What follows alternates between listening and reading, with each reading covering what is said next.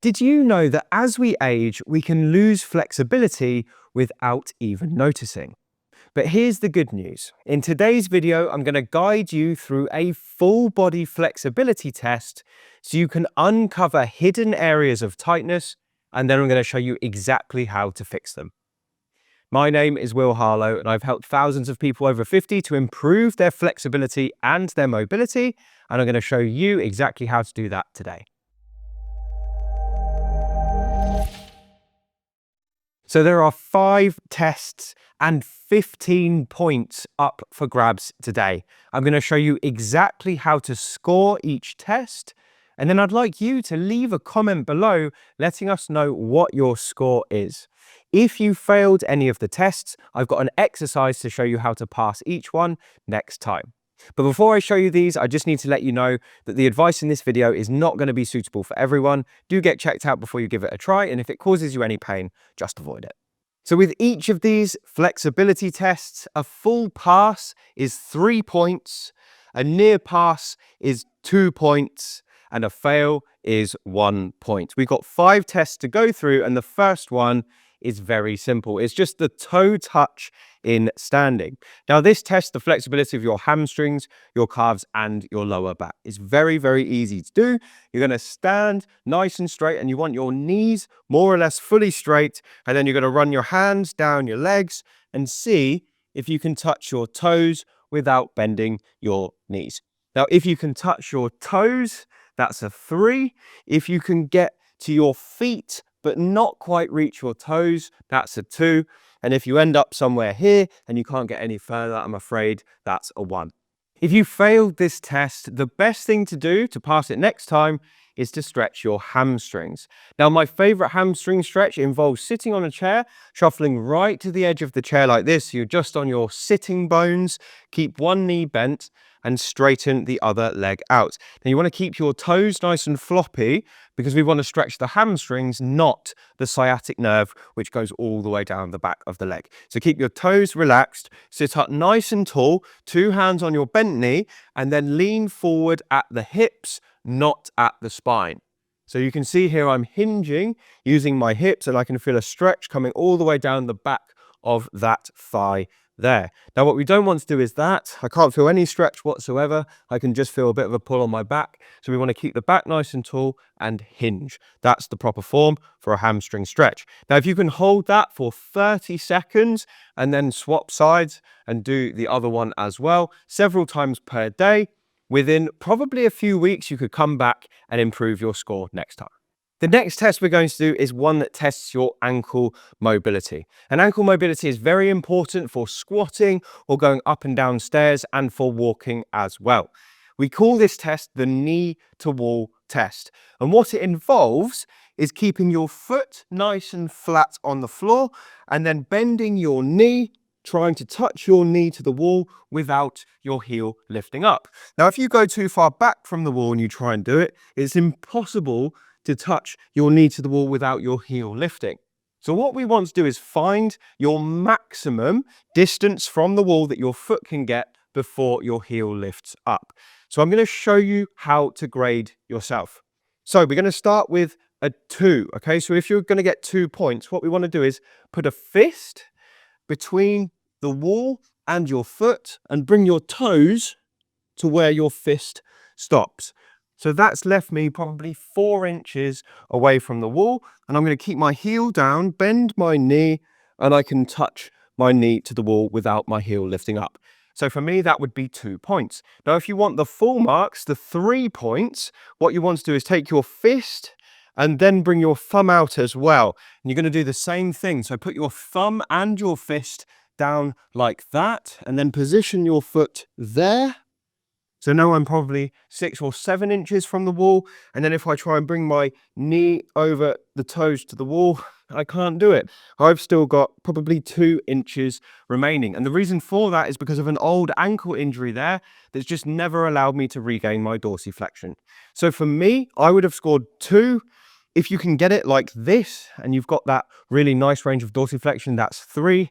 And if you can't do it with the fist there, I'm afraid that's a fail, and that's just 1 point.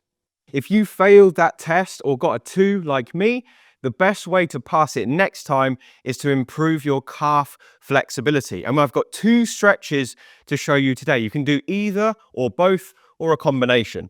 So here's what you're going to do. You're going to find the same wall that you were just next to. You're going to put two hands on it, and the leg you want to improve, you're going to put it out behind you with the heel nice and flat on the floor. The other leg is going to bend, and this one stays nice and straight. And all you're going to do is keep that back heel down on the floor and bend that front knee until you feel a stretch in the calf at the back. Once you've got that stretch, just hold for 30 seconds. And if you want to do this properly, you can come back to it several times a day for best results. Now, the second variation of that stretch is very similar. So we would start off in a similar position, but this time we have both knees bent. And instead of going forward like this, we're now going to try and sit back onto this leg here, still keeping that heel down on the ground.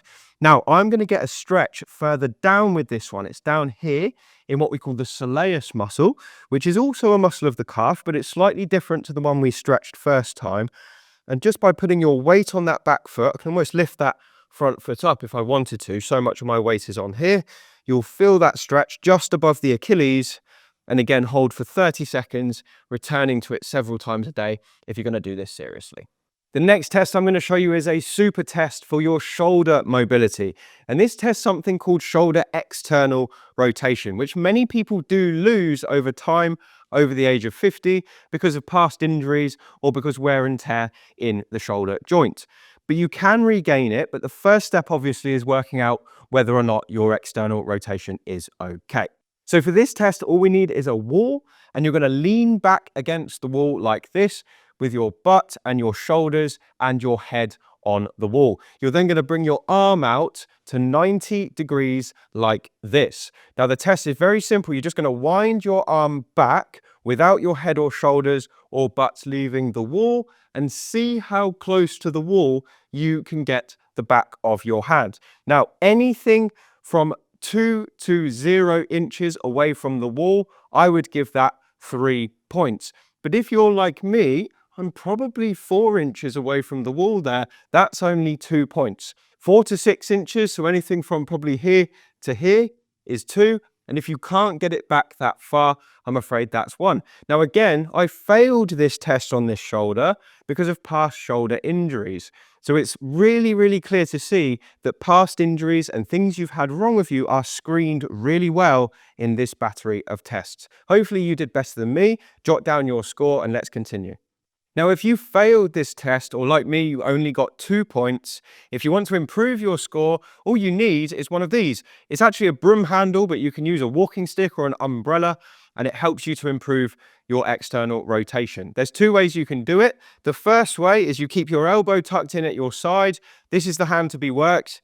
You're going to put the stick on it like this, and the other hand is going to push as you keep your elbow pinned in, and you're allowing your arm to rotate out. So we call this shoulder external rotation. Now this is in what we call a neutral position because the arm is down by your side, but we can also do this in the position we just tested. All we need to do is lift the arm up like this, again holding the stick nice and tightly, and then the other hand does the work to wind the shoulder back and then come away. Now this is less like a stretch and more like what I would call a mobilization, because we're going in and out, in and out. We just want to take it to the point of stiffness, not right into pain.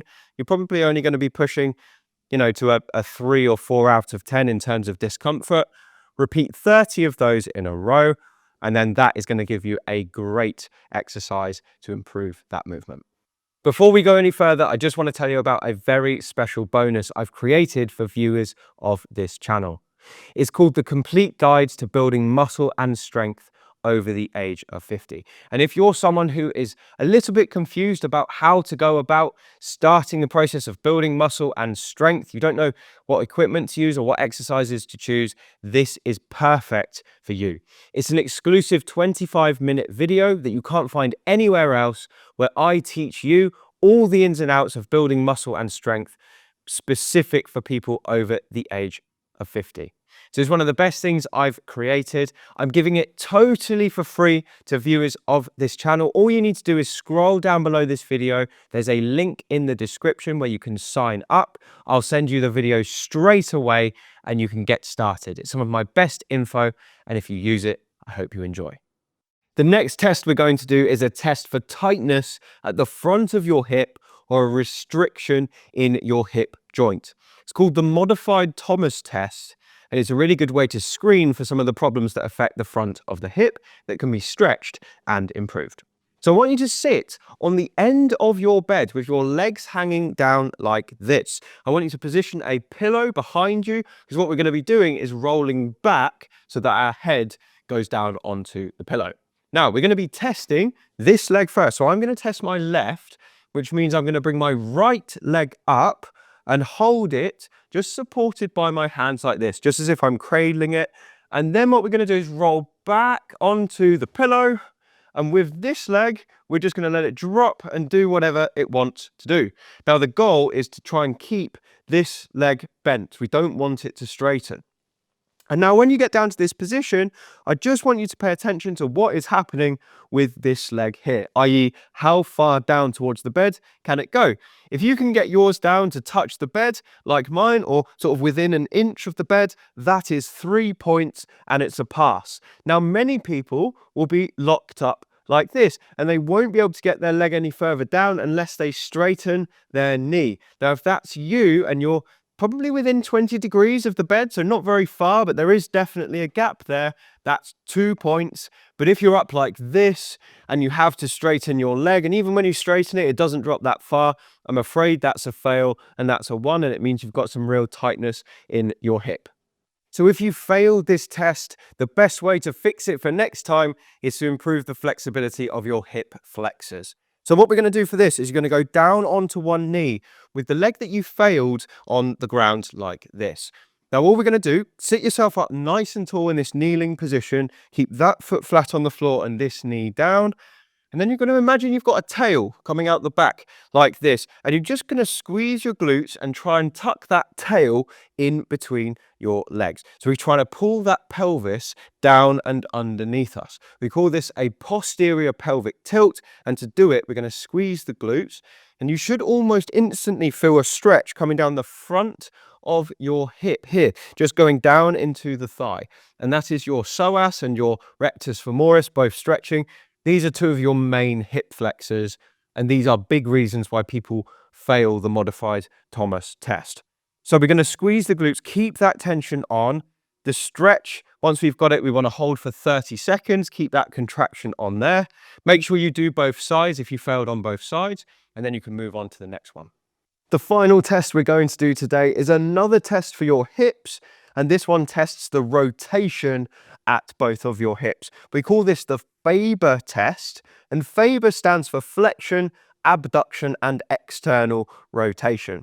It's very simple to do. You're going to lie down on your bed like this. We're going to be testing the left leg first, so straighten the right leg out, and then cross the left leg over like this. You want to rest your ankle of your left leg on your right knee, like I am now. Keep your head relaxed, and I just want you to allow that leg to drop out as far as it can possibly go. Don't use your hand, just allow the leg to come down, and you can push it using the muscles of your hip to try and get that leg as flat as you possibly can.